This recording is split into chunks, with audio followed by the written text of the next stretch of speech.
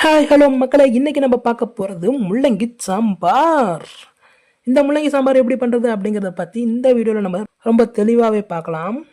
First கடாயில் நம்ம என்ன பண்ணிக்கிட்டோம், முள்ளங்கி, பீன்ஸ், வெங்காயம், எண்ணெய் எல்லாத்தையும் போட்டு நல்லா வணக்கிக்கிறோம்.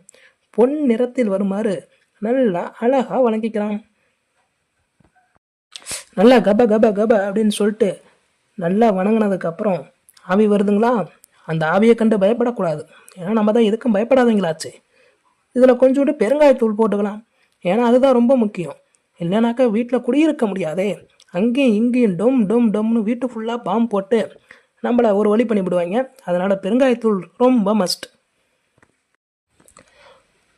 வணக்கிறோம் வணக்கிறோம் வணக்கிட்டே இருக்கிறோம். எது வச்சு வணக்கிறோம், அந்த பெருங்காயத்தூள் நல்லா ஒன்றோட ஒன்று மிக்ஸ் ஆகி மிக்சியில் அடிக்கிற அளவுக்கு நல்லா கலக்கிற அளவுக்கு நம்ம வணங்கிக்கிட்டே இருக்கிறோம், கிண்டிக்கிட்டே இருக்கிறோம். கிண்டும் போது இருக்கிற கிண்டல், அட கிண்டல் இருந்தால் தப்பா சுண்டல் கூட நல்லாயிருக்கும். ஓகே, வணக்கி முடிச்சாச்சு, கிண்டி முடிச்சாச்சு. அடுத்து நெக்ஸ்ட் நம்ம என்ன பண்ணலாம், அழகாக நம்ம மிளகாத்தூளை கொட்டுறோம். எப்படி கொட்டுறோம், பெரிய எரிமலை மாதிரி ஒரு பாக்கெட் ஃபுல்லாக எடுத்து அப்படியே கொட்டுறக்கூடாது. கொஞ்சோண்டு எடுத்து கொஞ்சோண்டு போடணும். ஏன்னா சாப்பிட்றவங்க ரொம்ப பாவம் இல்லையா. மிளகாத்தூள், மல்லித்தூள் எல்லாத்தையும் போட்டு ரொம்ப அழகாகவே எல்லாத்தையும் கலரை மிக்ஸ் பண்ணி விட்றோம். தனியாக இருந்துச்சுன்னா நமக்கே பார்க்குறதுக்கு பயமாக தப்பாக இருக்குது மிளகாத்தூள். அதனால் நம்ம என்ன பண்ணிடலாம், உடனே அதை கிண்டி விட்டு ஒன்றா போட்டு மிக்ஸ் பண்ணி போடலாம்.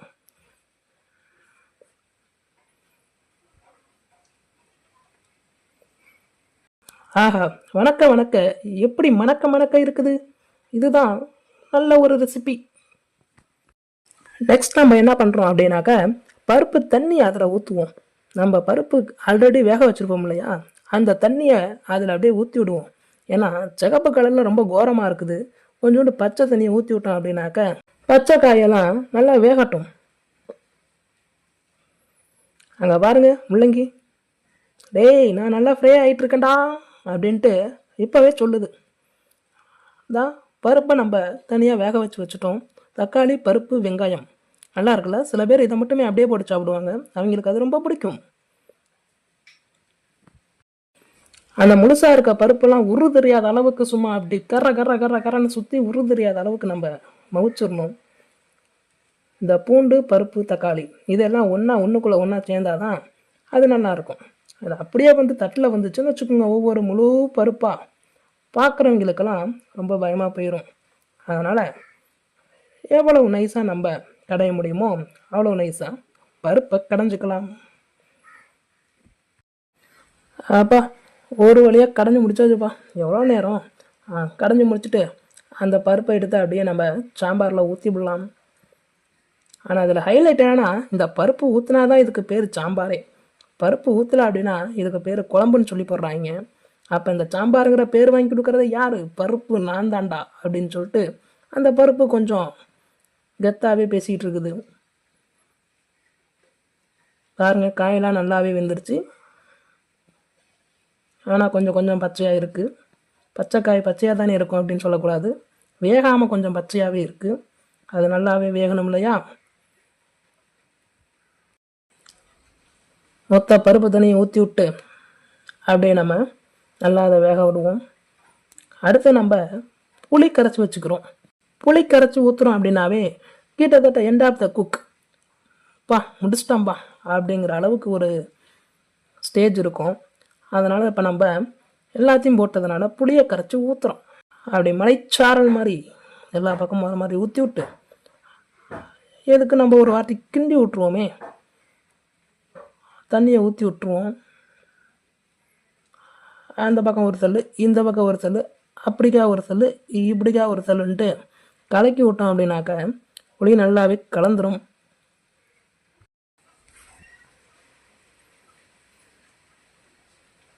நல்லா ஆவி பறக்க வருது. முள்ளங்கி எல்லாம் ரொம்ப அழகழகாக தெரியுது. உப்பை போட்டு விட்ருவோம். ஏன்னா உப்பு இல்லாத சாப்பாடு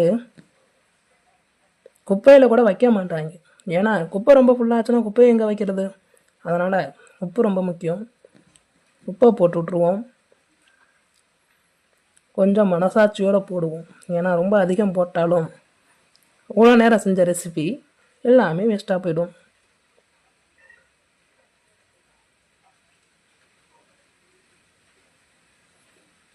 பொதுவாக நம்ம சாப்பாட்டை விருந்துன்னு சொல்லுவோம்.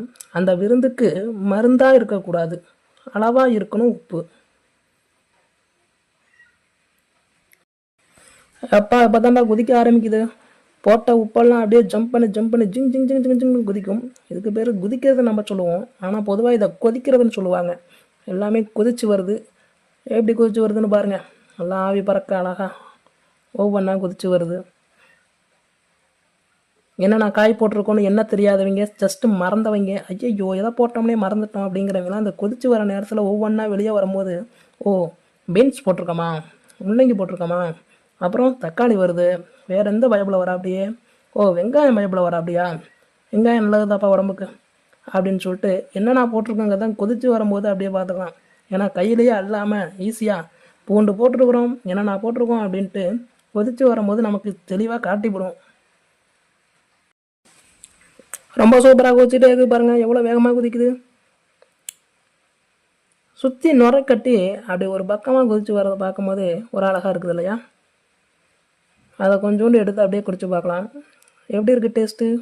வாவ் அப்படிங்கிற அளவுக்கு இல்லைனாலும் சூப்பராகவே இருக்குது.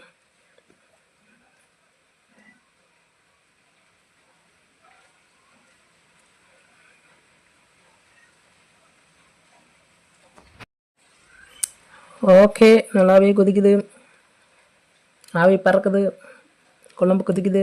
சாரி, குழம்புல சாம்பார். நம்ம பருப்பு போட்டும் குழம்பு அப்படின்னு சொன்னோம் அப்படின்னா அந்த பருப்பு நம்ம மேலே கோவமாயிரும். சாரி, பருப்பு நம்ம மேலே வெறுப்பாயிரும்.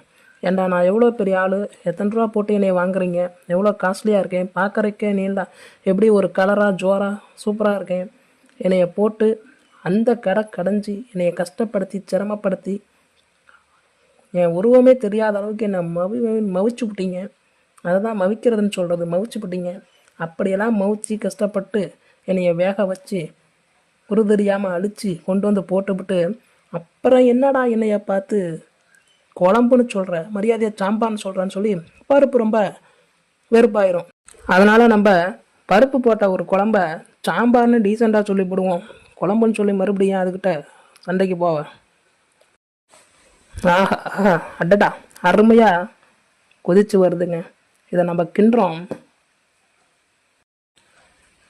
அழகா அப்படியே நம்ம கலக்கிறோம். கலக்க கலக்க மணக்க மணக்க என்ன ஒரு சாம்பார். ஓகே, டோட்டலி ரெடி ஆயிருச்சு. மணக்க மணக்க நம்மளுடைய முள்ளங்கி சாம்பார்.